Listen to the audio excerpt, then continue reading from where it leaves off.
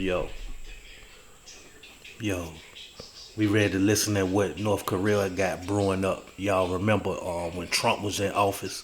Trump and North Korea had shit going on back and forth talking about missiles being launched and this and that. So y'all listen to what North Korea has brewing so far.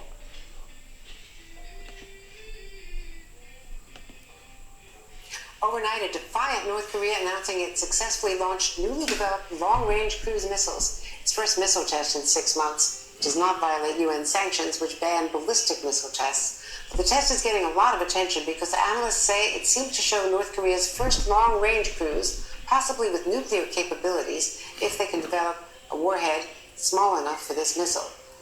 It's unclear whether they already have. It's also a sign of the growing arms race between North and South Korea, which the United States is watching closely. Our goal continues to be the complete denuclearization of the Korean Peninsula. We are prepared to engage in diplomacy towards that objective.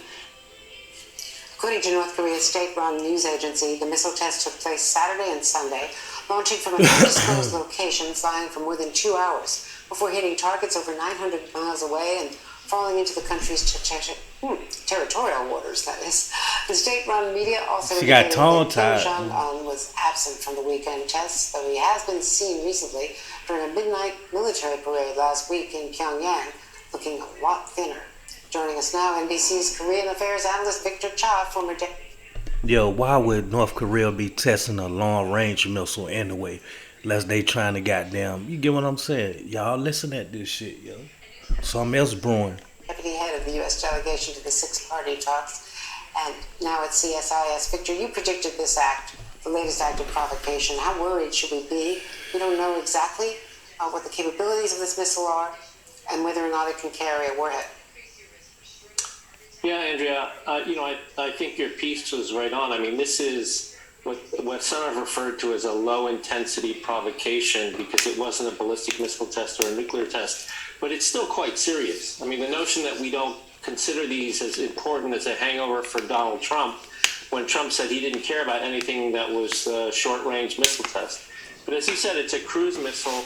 It's a new type of cruise missile. The North Koreans referred to it as a strategic weapon, which signals that they may be trying to make it a nuclear cruise missile.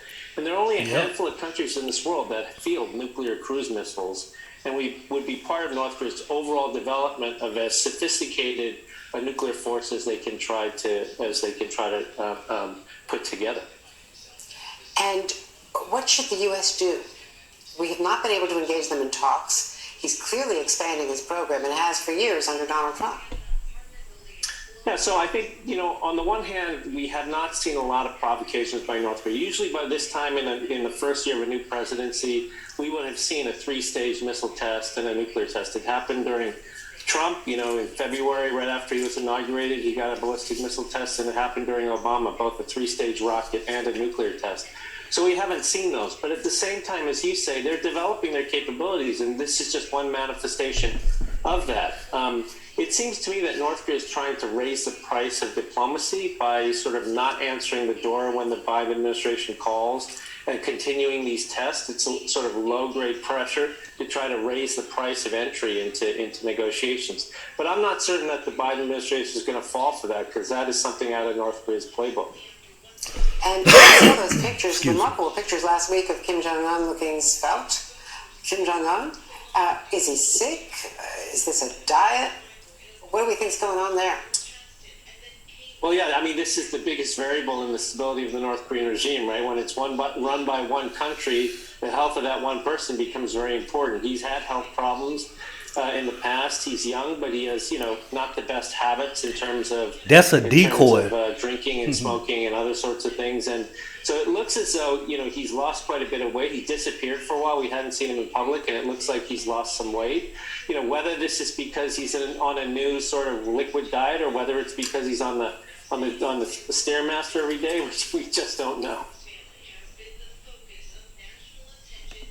Yeah, they should have attacked it. You get what I'm saying? Like, yo, that's a decoy. Like, if y'all know, like, I ain't gonna even say like the 48 laws of power, but I don't know. You get what I'm saying? But I think a certain way. But yo, that's a tactic to let you all think like, yo, This leader is like, you get what I'm saying, is not in no type of position to go to war. You get what I'm saying? He's threatless. You get what I'm saying? So that shit is a tactic, yo. It's a decoy. And then maybe he caught the coronavirus or something. Who knows? You get what I'm saying? Like the way he look, he damn sure look like he lost weight.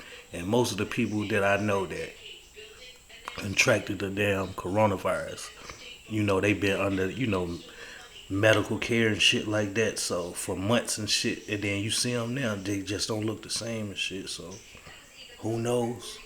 Who knows?